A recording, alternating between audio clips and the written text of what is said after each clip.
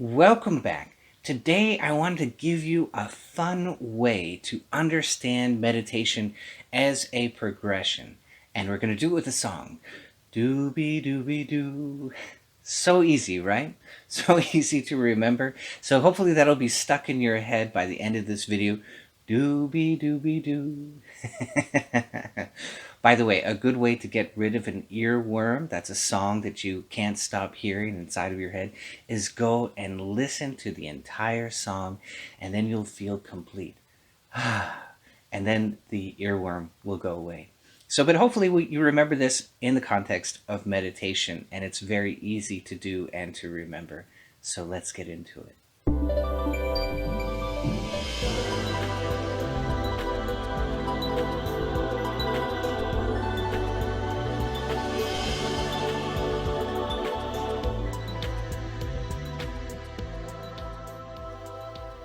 So the principle that I want to bring to you today is sometimes an argument between different meditation camps.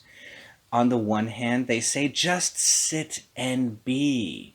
And on the other hand, the yogis will say, well, we need to enter into the low idle state. So we have to do some certain things. We have to follow the breath and control the breath as we do that. And the other camp will say, no, no, no, you cannot control it. And the yogis say, but we have to if we want to enter the low idle state correctly and quickly. And the other camp will say, no, you don't have to do that at all. You just sit and that will all happen automatically. And you know what? They're both correct. They're both right. And the way that the yogi solves this riddle is with a song. Doobie doobie doo. And so all we need to do to understand this is that we're going to start out with the doing. Okay, so we're going to start out with the heart rate variability resonant breathing. We're going to start out with creating the low idle state, creating an environment that is conducive to the tranquil breath and the freeze response and the roll up of consciousness. And now the doing is really done. And so now we can step into the being. And so whenever you finish your heart rate variability resonance and your Om Japa in the chakras, that is the doing. That is you putting your mind in one place and doing the doing. And then after that comes automatically, or you induce right after, this beautiful being session. And so Lahiri Mashaya was adamant about this step. He really wanted his students to understand this step, and he called it Paravasta, the after effect poise state of Kriya. So we do the Kriya. Kriya means to do. We do the work of meditation, heart rate variability resonance, blood pressure variability, tranquil breath, the freeze response, the roll up of consciousness that takes place because of the Om Japa cleaning that we've done in the chakras. We reverse that projection automatically. We don't have to push anything up. We just do the Om and it pops up all by itself. That's why I say it's like a roller shade that rolls up into your brain. Once that's done, now we're in the perfect place to be. And that's what the after effect poise state is all about, the being. And so what are the first things that we can do in a state of being? Well, we can look around and we can notice the 4 proofs.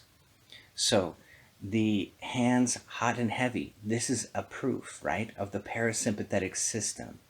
The lips tingling as the blood withdraws from the lips very slightly as the heart rate is going down, right? That tingling is a sign that you're in the parasympathetic.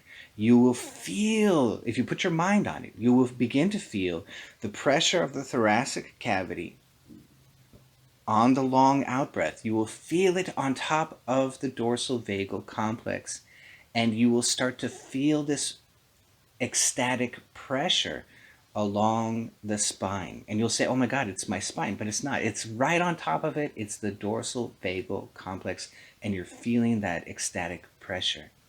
It might start to feel like cool waves up and down. Or you might get the fourth proof, which is tingling throughout all of the body. It might start in your hands, it might start in your face, it might start in your arms or your legs, but you'll start to feel this incredible tingling. And this too is part of the parasympathetic awakening. So now we know we're in that state, and you can just be and enjoy and soak up all of that delicious proof. You're diving into your parasympathetic as you enjoy those and soak them into you. Soak them into your mind, soak them into your heart, and feel them and be with them. A really deep after effect poise state are the tranquil breath, the freeze response, and the roll up. So if we feel any of these, right? If we're in the tranquil breath and the breath has gone on into this very shallow rate, it might be shallow and fast, it might be shallow and moderate, or it might be shallow and so long, like, oh my God, the breath is gone. It's not quite gone, it's still there, right? But it's so slow, it's almost unnoticeable. Or it's so shallow, it's almost unnoticeable. This is the tranquil breath. It's exactly the breath that you see in somebody sleeping next to you when they haven't had any food to disturb their sleep. They'll go into this very slow breath rate, and you're like, oh my God, I can't tell that they're breathing. And that's what you'll notice about yourself inside of meditation. And it will blow your mind. Now, what do I do in that state? Well, soak it in. Soak in the feeling of tranquility. Some people tell me, well, my mind is still running a little bit. It's still talking. Well, don't worry about it.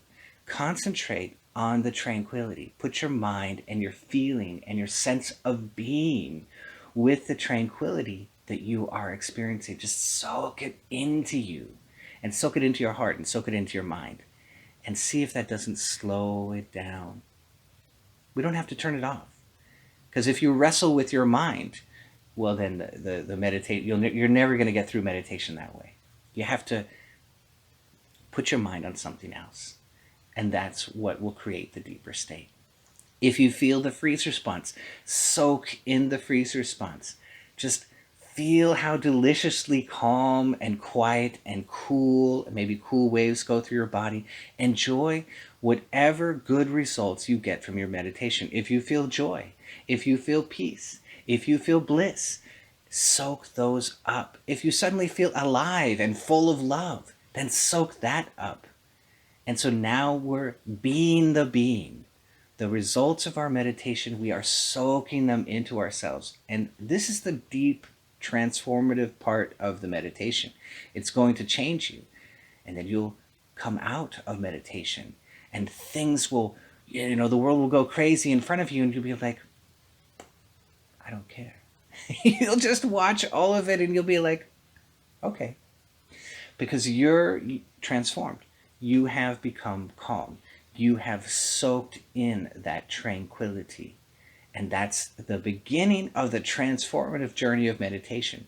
So you'll see that things that would normally, get you riled up, they would get your heart riled up and get your mind riled up. Suddenly, it's over there, and you're over here, and you're okay. And you're just watching, and it all becomes very hilarious. And so that's a wonderful sign. Things that used to get you very upset, suddenly they're kind of funny. You can laugh about it. There's a sense of humor about it. And life becomes this great divine comedy. That is a pure sign of progress on the meditative path. Maybe you didn't have a vision. Maybe you didn't go into samadhi. Maybe you didn't go into absorption. But man, life is getting more funny. The divine comedy is taking place inside of you, and you are noticing this transformation, this deep transformation inside of yourself. And that's the proof. Life is more funny. But it all started with the doing, We had to lower the heart rate. We had to get into heart rate variability resonance. We had to sit very still and invite the freeze response into our cells. We had to experiment with heart rate variability and breath holds until we found this equilibrium that invited in the tranquil breath. We had to do all of that. And all of that doing, and the Om Japa and the chakras, it invited this roll up of consciousness inside of ourselves. Maybe it's very subtle. You're not looking at prana. It's like everybody loves prana, and it's when it hits you, it's like, oh my God, that was prana. And then we're looking for consciousness, and it's more subtle. So I'm inviting you to a more subtle level. Pay attention to this very subtle raising of consciousness up towards the brain. It's such a beautiful thing. And so all of that doing results in all of this beautiful, glorious being, this deep states that we then soak into ourselves. And so this is really the enjoyment phase of our meditation. We did the work, and now we want to be the enjoyment of that work. The fruits of our labor, the fruits of our good works in meditation. We want to soak those up and eat them. We want to eat the good works that we created through our hard work in meditation. And now we can cycle through. So maybe you're being the being for a while and it kind of, trickles out and it's not there so much. Well, what do I do? Well, you can go back if you have the time and you have the inclination, go back and do some more and then be some more. And then you're going to get up and you're going to stretch again. You always want to stretch before you meditate. It's a very good idea to do the forward bend. I have a video called Stretching for Heart Health. Try and fit that before each of your meditations, and you'll find that it's very helpful to elongate the muscles and relax the body so it's easier to sit very still. It's a wonderful practice to put before every meditation. So we're going to do, and then we're going to be, and then we're going to do, and then we're going to be, and then we're going to do at the very end, we're going to do that last stretch and say that last prayer of gratitude for a glorious meditation. If all we got was the hands hot and heavy, oh my God, it's glorious because you're awakening your parasympathetic. And pretty soon, you'll be awakening your parasympathetic, your dorsal parasympathetic, every single time you sit in meditation. And now it's yours. You own it. There's no intermediary. There's nobody blessing you. You did it to yourself. You're going into meditation and you're blessing yourself every single time. And now you own your own meditation.